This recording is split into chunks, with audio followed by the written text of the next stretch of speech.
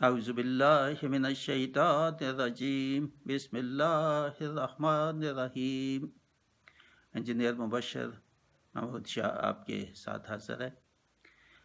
جیسے کہ پہلے بیان میں بتا چکا ہوں کہ 30ویں پارہ کی جو چھوٹی صورتیں ہیں ان کا بیان جو ہے وہ ہو رہا ہے۔ میں نے بتایا تھا کہ ان چھوٹی صورتوں کی بے حد اہمیت ہے، کیونکہ اللہ تعالیٰ نے جو بڑی صورتیں جو پہلے آتی ہیں ان میں جو احکام ہیں اور جو مسائل ہیں ان کا اختصار کے ساتھ یہاں ذکر کیا ہے یا ان چھوٹی صورتوں میں سم اپ کیا ہے۔ اور دوسرا یہ کہ یہ چھوٹی صورتیں چونکہ ہم نماز میں پڑھتے ہیں اس لیے ان کا مفہوم اور معنی اور کچھ تفسیر معلوم ہو تو نماز میں بھی برکت ہوگی، زیادہ ثواب ہوگا اور نماز میں فوکس کرنے میں مدد ملے گی۔ تو اس سلسلے میں آج جس سورت کا بیان ہوگا وہ ہے سورت الغاشیہ۔ یہ سورت مکی ہے اور اس کا 1 رکوع اور 26 آیات ہیں۔ اس سورہ کا نام پہلی ہی آیت کے لفظ غاشیہ سے لیا گیا ہے۔ غاشیہ کے معنی بھی قیامہ کے یا الحاقہ، الساعہ، الحامیہ،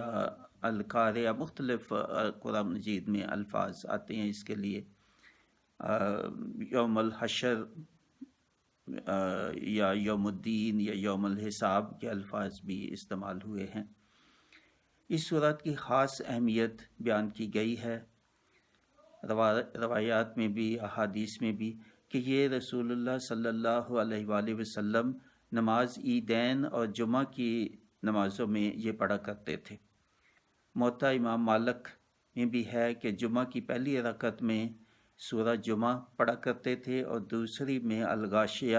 پڑھتے تھے۔ یہ صحیح مسلم، ابن ماجہ اور نسائی میں بھی حدیث جو ہے وہ بیان ہے۔ تو اس کے بعد میں اس کی تلاوت جو ہے پہلے کروں گا۔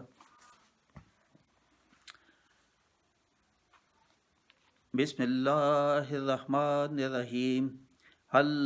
اتاک حدیث الغاشیہ وجوہ یومئذ غاشیہ عاملۃ ناصبہ تصلی نارا حامیہ تسقی من عین آنیہ لیس لہم طعام الا من ضریع لا یسمن ولا یغنی من جوع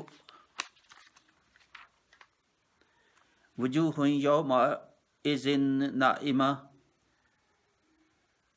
لسعیہا راضیہ فی جنت عالیہ لا تسمع فیہا لاغیہ فیہا عین جاریہ فیہا سرر مرفوعہ واکواب موضوعہ ونمارق مصفوفہ وزرابی مبثوثہ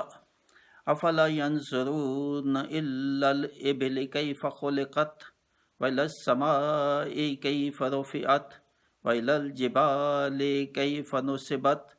وإلی الأرض کیف سطحت فذکر انما انت مذکر لست علیہم بمسیطر الا من تولی وکفر فیعذبہ اللہ العذاب الأکبر ان الینا ایابہم ثم ان علینا حسابہم۔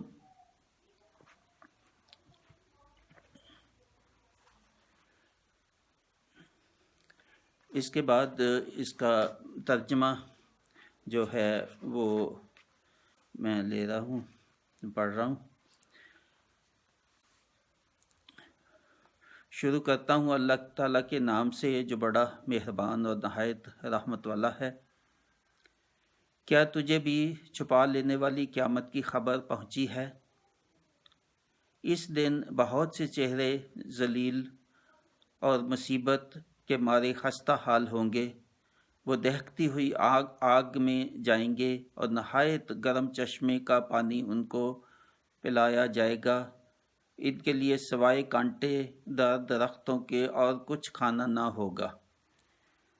جو نہ بدن بڑھائے گا نہ بھوک مٹائے گا۔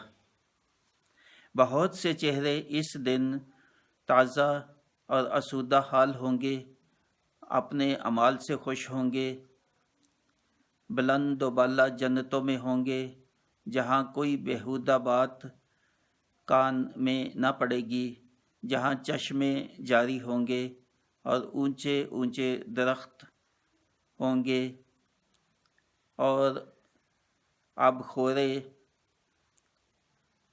رکھے ہوں گے اور ایک قطار میں لگے ہوئے تکیے ہوں گے اور مخملی مسندیں پھیلی پڑی ہوں گی۔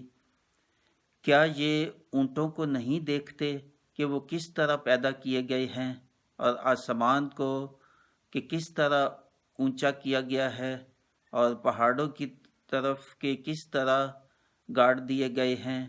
اور زمین کی طرف کہ کس طرح بچھائی گئی ہے؟ پس تو نصیحت کر، بے شک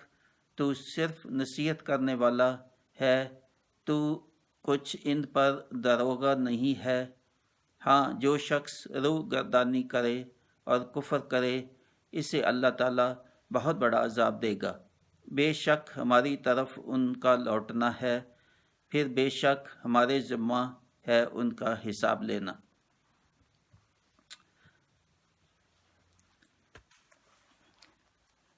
تو یہ سورہ جو ہے، یہ سورہ اعلیٰ کے بعد آتی ہے۔ اس میں بھی ذکر فرمایا گیا کہ حضور پاک کی ایک ایسے قرآن آہستہ آہستہ جو ہے وہ نازل ہوگا، اور اللہ تعالیٰ نے فرمایا کہ آپ کے لیے یہ آسانی ہوگی اس کو یاد کرنا، اس کی سمجھ، اور وہ ہمارے ذمہ ہے۔ اور آپ کا کام، وہاں بھی یہ بتایا کہ آپ کا کام ان کو نصیحت کرنا ہے کفار کو،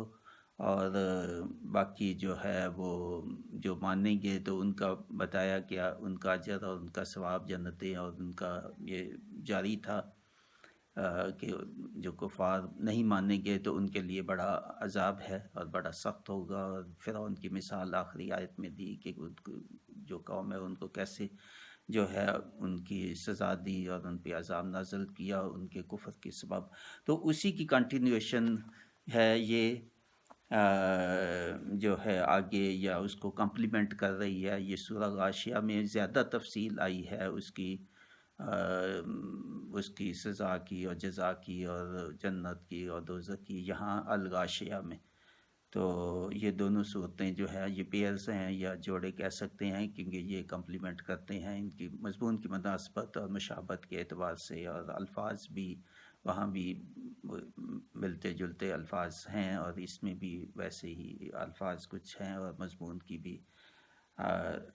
مناسبت ہے۔ تو اس کی تفسیر کچھ جو ہے وہ مزید ایسے ہے: غاشیہ جو کہ سب انسانوں کو ڈانپ یا چھپا لینے والی قیامت کی خبر دے رہی ہے، یعنی اس دن سے کوئی بچ نہ سکے گا اور وہ سب کو گھیرے ہوئے ہوگی۔ اس سورت کی پہلی 7 آیات قیامت اور ان لوگوں کی ذلت، مصیبت اور پریشانی کا بیان اس میں ہے، اور جیسا عذاب ان پر ان کی بد عمالیوں کی وجہ سے ہوگا اس کا ذکر یہ پہلی جو 7 آیات ہیں۔ وہ دہکتی ہوئی آگ میں جائیں گے جو انکار کریں گے، جہاں انہیں نہایت گرم چشمے کا پانی پلایا جائے گا، اور ان کے لیے سوائے کانٹے دار درختوں، گھاس پھوس کے کچھ نہ ہوگا، جس سے نہ ان کا بدن بڑھے گا نہ ان کی بھوک مٹے گی، یعنی بدترین پانی اور کھانا ہوگا جس سے نہ ان کی پیاس ختم ہوگی اور نہ ہی بھوک۔ یہ مثال ہے ان چیزوں کا ذکر کیا گیا جن کو ہم سمجھ سکتے ہیں، مگر اللہ تعالیٰ جانتا ہے کہ مکمل جو اس کی تفصیل ہوگی یا کیا وہاں پہ جو ہے نا واقعات پیش آئیں گے۔ یہ صرف یہ بتایا کہ بے حد برے عذاب میں ہوں گے وہ جو انکار کریں گے، اور جو اللہ تعالیٰ کا پیغام نبی پاک صلی اللہ علیہ وسلم کی معرفت پہنچا، جو ان کو انکار کریں گے وہ کفار اس وقت، یا اب ہم لوگ جو ہیں ان کا انکار کریں گے تو اس کا انجام کیسا ہوگا۔ اور کچھ یہ قیامت کا حال جو ہے بیان کیا جائے گا کہ وہاں بدترین قسم کی جو ہے وہ ایسی خوراک ہوگی جس سے نہ بھوک مٹے گی، نہ پیاس مٹے گی، نہ بدن، بلکہ بے حد تکلیف دہ ہوگی وہ، جیسے کہتے ہیں کہ پیٹ میں جیسے آگ ہوگی ایسے وہ جو ہے نا محسوس ہوگا کھانا پینا بھی۔ تو بہرحال یہ ایک مثال دی ہے کہ بدترین بے حد سخت عذاب ہوگا ان کے لیے، اور یہ پہلی 7 جو آیات ہیں اس میں یہ چیز بیان کی۔ اگلی جو ہیں 8 سے 16 آیات جو ہیں ان میں ان لوگوں کا ذکر ہے کہ جنہوں نے مانا اور عمل کیا اور اللہ تعالیٰ کے احکام کو ٹھکرایا نہیں، بلکہ ان کو مان کے اس پہ عمل کیا، اور حضور نبی پاک صلی اللہ علیہ وسلم جو کچھ ان پہ نازل ہوا اس کو انہوں نے تسلیم کیا، تو یہ ان کے لیے جو نعمتیں ہیں، ان کے لیے جو اجر ہے، ان کے لیے جو جنت ہے، یہ اگلی یہ ان آیات میں 8 سے 16 میں اس کا ذکر اللہ تعالیٰ نے فرمایا۔ اور جو بہت اور مختلف جگہوں پہ بھی بہت زیادہ اور آیات جو صورتیں ہیں ان میں اللہ تعالیٰ نے یہ بیان کیا ہے، جیسے کہ سورہ اعلیٰ میں بتایا، سورہ قیامہ میں بھی ذکر ہے، سورۃ ابس میں ہے، سورۃ الحاقہ میں ہے، سورہ واقعہ میں ہے، سورہ دہر، اور ایسی اور بھی صورتوں میں قیامت اور جزا اور سزا اور یہ چیز جو ہے نا کافی اس کا بیان ہوا ہے۔ خاص طور پہ یہ آخری جو سپارے کی صورتیں ہیں زیادہ تر انذار قیامت یا انذار آخرت کا اس میں بڑا تفصیل سے جو ہے نا وہ ذکر ہے، اور تنبیہ ہے اللہ تعالیٰ کی کہ جو مانیں گے ان کا کیا ان کو جنت ہوگی، اور ان کو کیا آسائشیں ہوں گی، اور ان کے لیے اللہ تعالیٰ کی کیا نعمتیں ہوں گی، اور جو نہیں مانیں گے ان کے لیے کیا سزا اور کیا عذاب ہوگا۔ تو ان 9 آیات کا جو ہے وہ ایسے ہے، یہ جو 9 آیات ہیں اس میں نیک کاروں اور ان کے ثوابوں کا بیان ہو رہا ہے۔ تو فرمایا کہ اس دن بہت سے چہرے یعنی انسان ایسے ہوں گے جن پر خوشی اور آسودگی کے آثار ظاہر ہوں گے، یعنی معلوم ہوگا سبھی کو تقریباً کہ جو کر کے آئے ہیں، جو ساتھ لے کے آئے ہیں وہ قیامت کے دن، تو وہ ان کے چہروں پہ ظاہر ہوگا۔ یعنی جہاں اللہ تعالیٰ ویسے دوسری جگہوں پہ فرماتا ہے کہ آپ کے جو جسم کے اعضاء ہیں وہ گواہی دیں گے کہ آپ نے کیا کیا، کیا کمایا، اچھے کام عمل کیے، برے عمل کیے۔ اس کا مطلب ہے کہ ان کے وہ جو چہروں پہ ظاہر ہوگا کافی کہ جی وہ خوشی میں ہے یا وہ افسردگی میں ہے یا پریشانی میں ہے، تو وہ کیونکہ وہ موقع ایسا ہوگا کہ پریشانی تو ہر کسی کو ہی ہوگی، مگر جنہوں نے اچھے اعمال کیے ہوں گے وہ یقیناً ان کے چہروں پہ وہ جو ہے اللہ تعالیٰ فرماتا ہے کہ وہ افسردگی نہیں ہوگی، بلکہ ان کے چہرے آسودگی کے آثار ان پر ہوں گے اور خوشی کے آثار ہوں گے۔ یہ نتیجہ رزلٹ نکلنے سے پہلے کی بات ہے۔ تو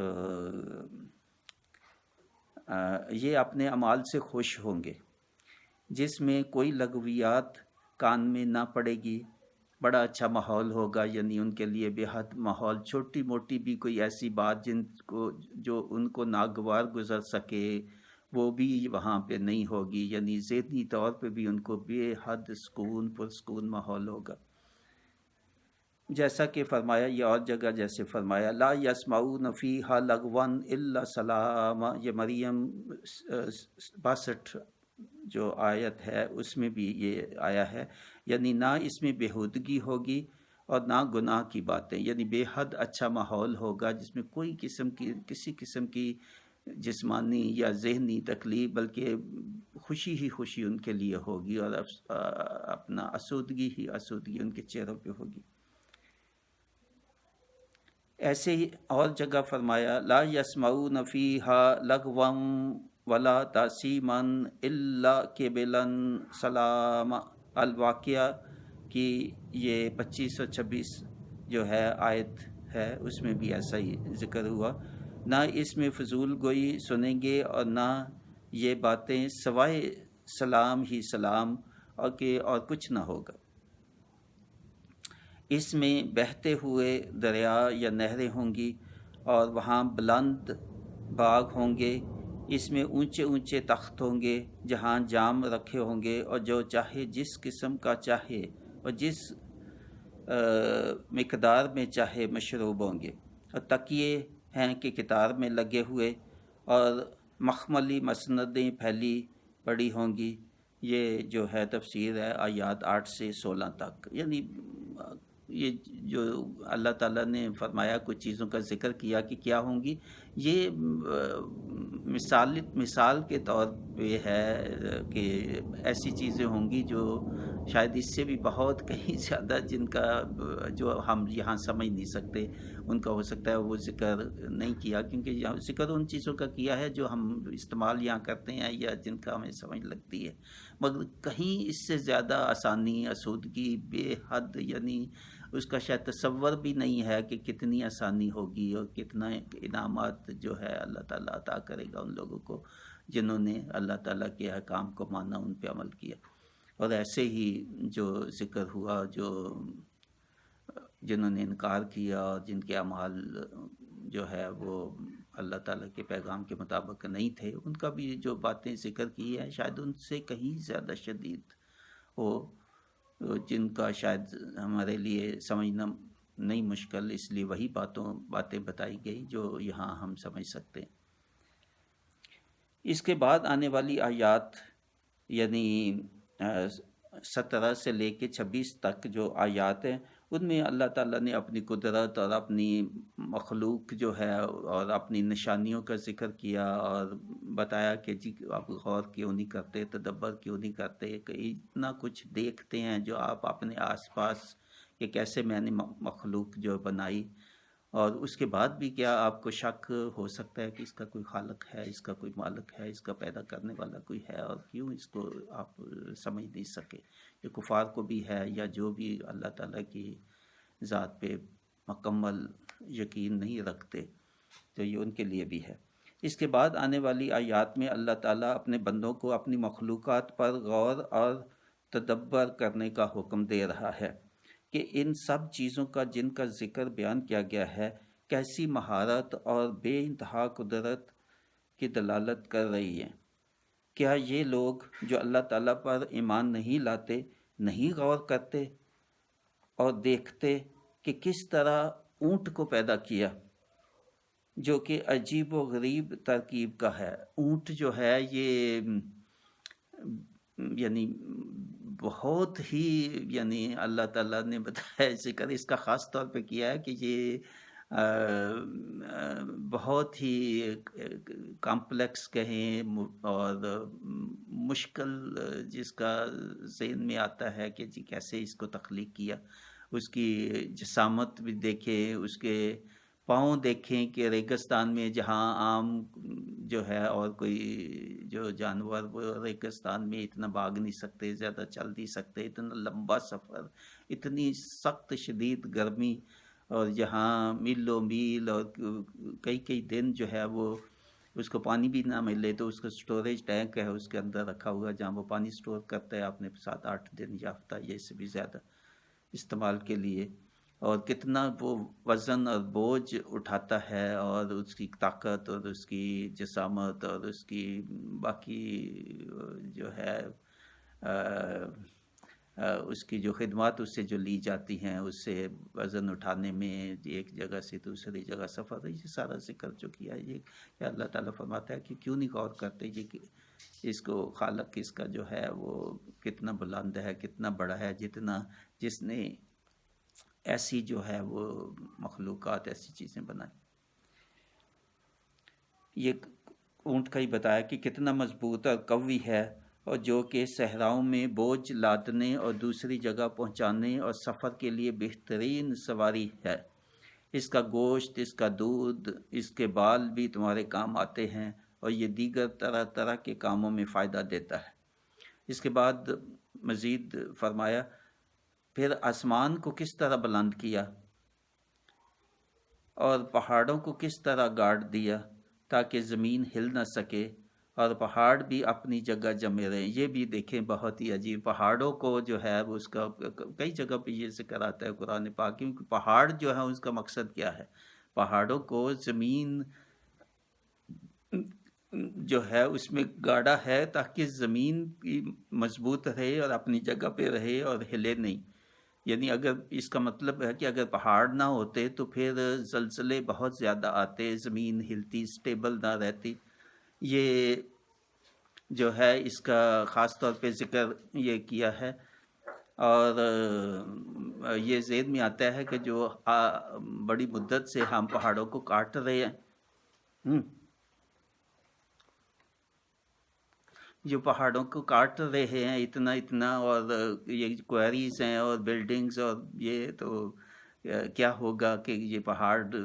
کئی جگہوں پہ شاید غالباً ایسے ہے کہ وہاں پہاڑ پہلے پہاڑ تھے تو اب بالکل فلیٹ زمین ہے. تو کیا اس کا اثر موسمیات پہ ہوگا یا اور زلزلوں کی ہوگی، زیادتی ہو سکتی ہے، بارشوں میں فرق آ سکتا ہے، کم ہو سکتی ہیں. اصل میں سن 1992 میں اٹلی میں گیا تھا اپنے پروجیکٹ کی. ماربل جو ہے اس کی سلیکشن، اور ماربل کے لیے آپ کو پتہ ہے کہ وہاں اٹالین ماربل بہت زیادہ فیمس ہے، تو وہ بہت بڑا پروجیکٹ تھا ایک. تو اس کے لیے تو وہاں میں جس علاقے میں گیا تو وہاں ہم نے پہاڑی جو ہے وہ سلیکٹ کی جہاں سے ماربل لینا تھا، جیسا ہمیں ماربل چاہیے تھا، جیسی سلیب چاہیے تھی اور ان کا فنیشنگ وغیرہ. تو وہاں ہم نے دیکھا کہ کئی جگہ پہاڑ تھے، کئی جگہ بالکل فلیٹ تھی. تو میں نے کہا کہ یہ جو فلیٹ تھی جگہ، یہ فلیٹ ہی تھی؟ کہتے نہیں، یہاں بھی پہاڑ تھے، اب بالکل فلیٹ ہو گئے. تو یہ وہاں بھی اس وقت بھی میرے ذہن میں آیا، بلکہ میں نے ایک پیپر لکھا تو اس میں نے یہ کوٹ بھی کیا کہ آئنسٹائن جو ہے اس نے کہا تھا کہ اگر آپ اپنی انگلی ہلاتے ہیں تو اس سے پوری جو ہے یونیورس ہلتی ہے. تو وہ ہے کہ you can not move your finger without disturbing the whole universe.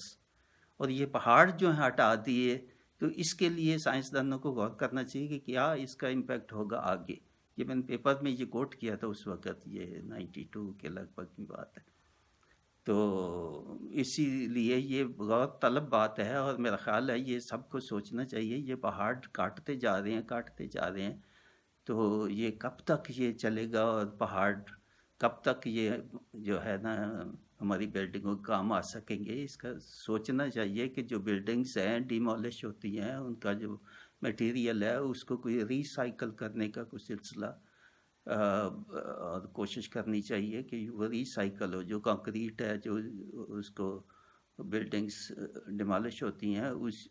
اس کو استعمال کر کے یا اور میٹیریلز، تاکہ یہ پہاڑوں کو بھی سیکیور اور سیف کرنا آئندہ فیوچر جنریشنز کے لیے، جیسے پانی ہے، جیسے اور وسائل ہیں.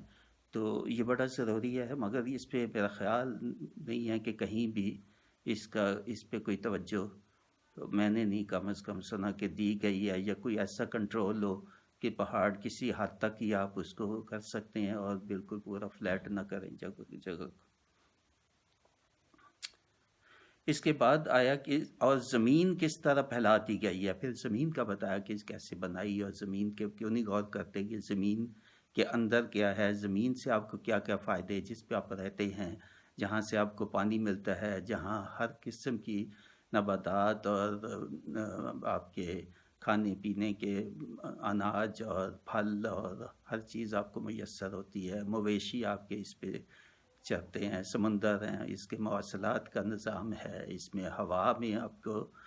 جو ہے وہ مواصلات، ہوائی جہاز اور مختلف قسم کی جو زمین کے نیچے سے نکلتی ہیں معدنیات ہیں،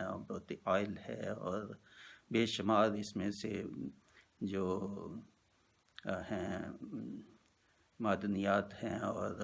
یہ جو سونا ہے، میٹلز ہیں جو بھی قسم کی، وہ سب اس میں سے نکلتی ہیں. اور بے شمار اس کے جو ہے وہ فائدے وہ زمین سے ہیں. پہلے اوپر آسمانوں کا ذکر کیا، پھر زمین کا ذکر کیا. تو یہ بہت اور جگہوں پہ بھی اللہ تعالیٰ اپنی بتاتا ہے کہ یہ میری نشانیاں، اس پہ غور کرو، اور اتنا غور کرو کہ آپ کو سمجھ لگ جائے کہ یہ یقین محکم ہو جائے کہ اس کا یقیناً پیدا کرنے والا ہے، اور وہ میں ہوں جو کہ اللہ تعالیٰ واحد ہے، جو نظام کو پیدا بھی کیا اور اس کو چلا بھی رہا ہے، اور بغیر کسی قسم کے نقص کے اس کو چلایا جا رہا ہے. اور زمین کس طرح پھیلا دی اور ہموار کر دی، پھر اس میں جو بلائی اور نفع کی چیزیں پیدا کی، ان پر بھی نظر ڈالو اور غور کرو کہ یہ سب بنانے والا اللہ تعالیٰ کے سوا اور کون ہو سکتا ہے۔ کیا یہ کفار سب دیکھ رہے ہیں اور یہ دیکھ کر بھی ایمان نہیں لاتے؟ اور جو ایسے ہیں تو اے نبی، آپ کا کام تو ان کو بتا دینا اور نصیحت کر دینا ہے، آپ ان پر داروغہ نہیں ہیں کہ ان پر جبر کرے، آپ انہیں ایمان لانے پر مجبور نہیں کر سکتے۔ اللہ تعالیٰ کہتا ہے کہ آپ کا کام بتا دینا ہے اور نصیحت کر دینا ہے جہاں تک بھی ممکن ہو، بار بار کر دینا ہے، مگر ان کو ہدایت ہو نہیں ہو یہ تو میرے اختیار میں ہے۔ تو اس لیے آپ پریشان نہ ہوں کہ یہ اگر آپ کی بات نہیں مانتے تو اس لیے آپ اپنا ذہن پہ بوجھ یہ نہ ڈالیں کہ آپ نے ان کو مجبور ہی کرنا ہے اور ان کو مسلمان بنا کے ہی چھوڑنے ہر حالت میں۔ تو یہ بوجھ آپ نہ لے، یہ میرا کام ہے کہ ان کو ہدایت ہو نہیں ہو، یہ مسلمان ہوتے ہیں، میرے حکام مانتے ہیں نہیں مانتے ہیں، آپ جتنا بھی ممکن ہو ان کو بتائیں اور نصیحت کریں، بس آپ کا یہاں تک ہی ہے کام۔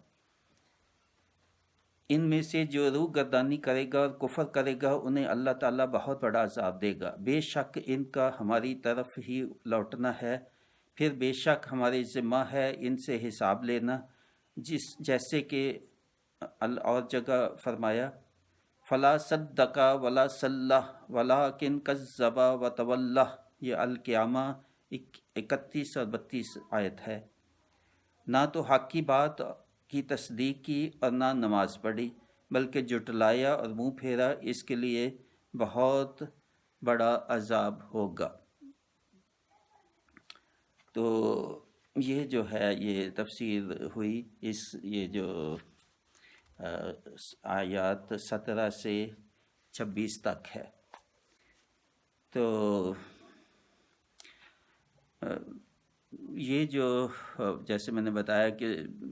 ہر ایک آیت ہر ایک صورت جو ہے اس کی اپنی بھی ایک اہمیت ہے۔ جیسے حضور نبی پاک صلی اللہ علیہ وسلم سورت اعلیٰ جو ہے اس کو بھی بڑا پسند کرتے تھے اور اکثر اوقات نمازوں میں پڑھتے تھے، جیسے میں نے بتایا کہ یہ جمعہ کی نماز اور یہ جو ہے دونوں عیدین جو ہے اس میں بھی سورت غاشیہ پڑھتے تھے۔ ایسے ہی ذکر ہے کہ دوسری اور صورتوں کا بھی کہ مختلف اوقات میں وہ کیسے ان کی اہمیت بیان کی گئی ہے۔ تو اللہ تعالیٰ ہمیں توفیق دے قرآن مجید کو پڑھنے کی، اس کو سمجھنے کی، اس پہ عمل کرنے کی، مجھے، میری اولاد کو، آپ کو، آپ کی اولاد کو۔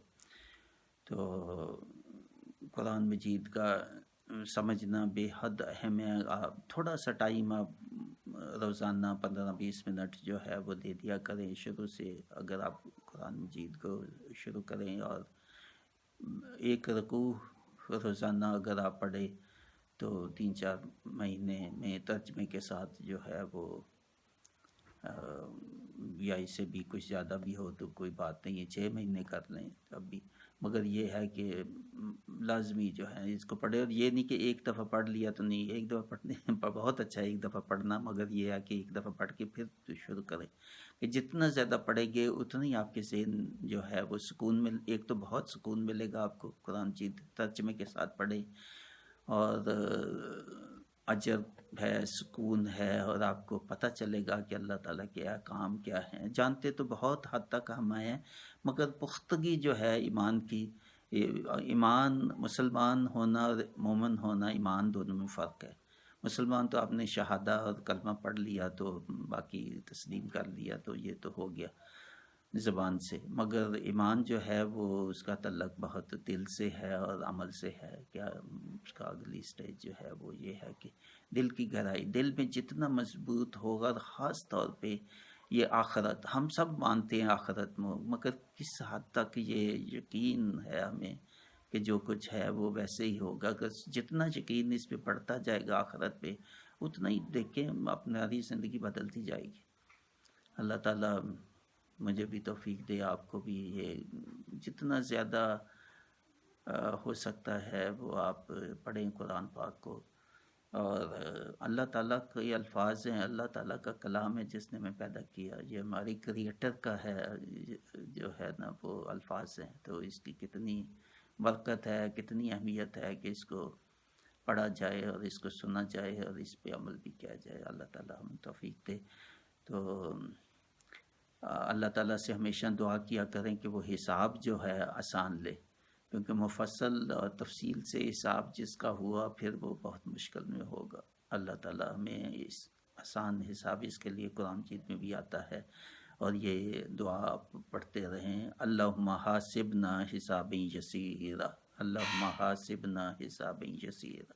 ایسا ہی سورۃ انشقاق کی ایک آیت اس کے ملتی جلتی ہے. تو اللہ تعالیٰ سے اس دعا کے بعد میں جو ہے وہ اجازت چاہتا ہوں. مبشر محمود شاہ. وما علینا الا البلاغ.